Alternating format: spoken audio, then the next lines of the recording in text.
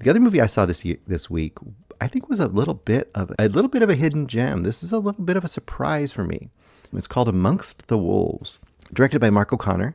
Your main character is Danny, played by Luke McQuillan. You've got Kate, played by Louise Burke. You've got Power, played by Aiden Gillen. Aiden Gillen, he played like Littlefinger, I believe, in Game of Thrones. And you've seen this guy. This is one of those guys you've seen a bunch of. He almost always plays a smiling, quiet, menacing, bad guy. And that's exactly what he is here as well.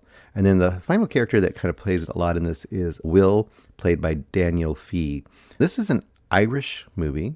It's an Irish gritty crime drama thriller, really evenly mashed between the drama side and the thrillery side of it.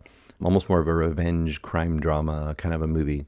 And the poster and the name and all those things wouldn't necessarily make it seem like it's anything other than a bunch of those indie crime sort of movies. But I think this movie has a little bit something special going on here.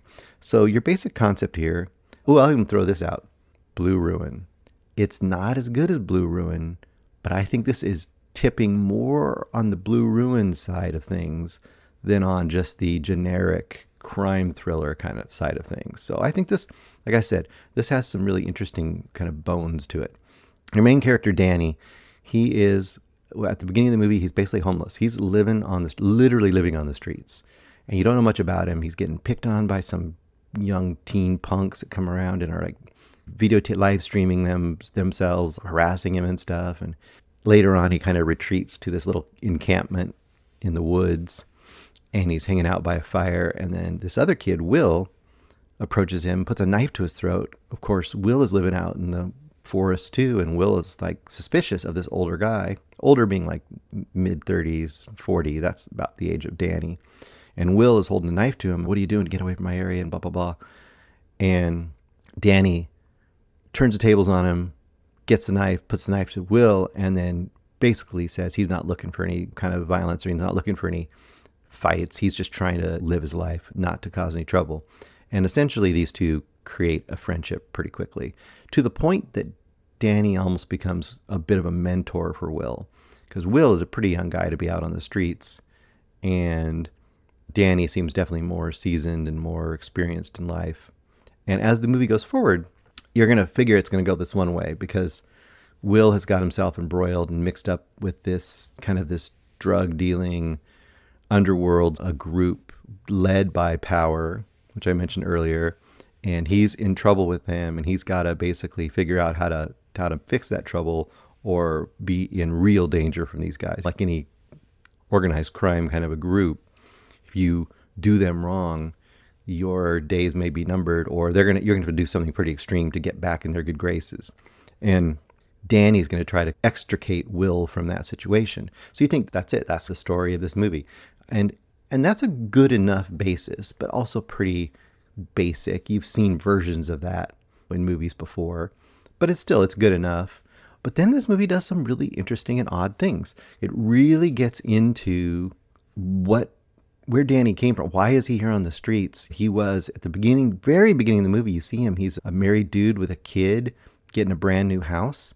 And now you see him in this situation. You're like, how did he get here? What's going on with him? You get into his psyche. You get into some PTSD stuff he's got going on because he was in Afghanistan.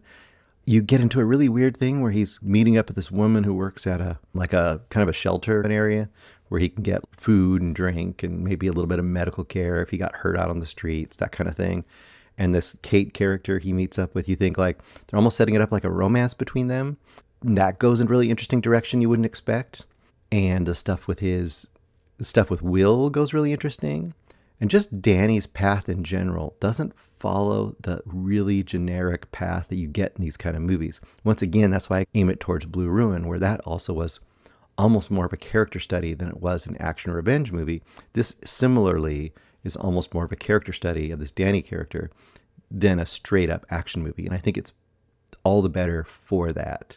And there's two other scenes I'd like to point out. I'm not going to describe them in detail. I'm just going to describe what they are. Two ones that really struck me and will really accentuate the good stuff that's going on in this movie. There's a scene where Power, and you remember he's the Aiden Gillen character, the guy that's the bad guy, the bad boss guy.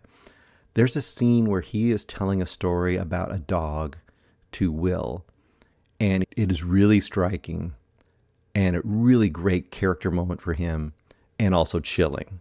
And I loved that.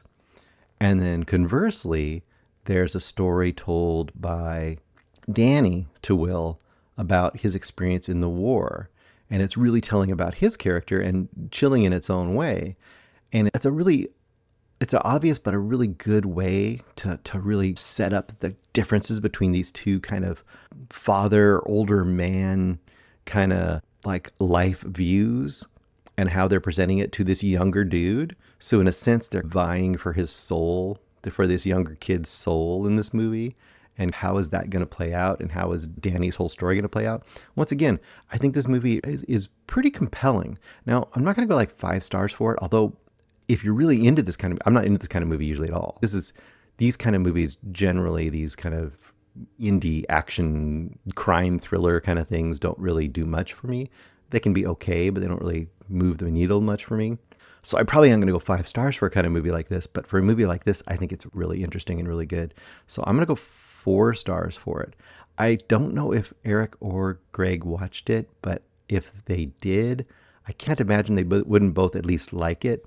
And I could see one of them maybe loving this movie. I think this movie could go higher for me in the future if I saw it again, because like I said, there's some character stuff in here that's so good. And a great lead performance by Luke McQuillan. Definitely point him out as I really was engaged by the way he took this role and gave it a real kind of emotional gravitas.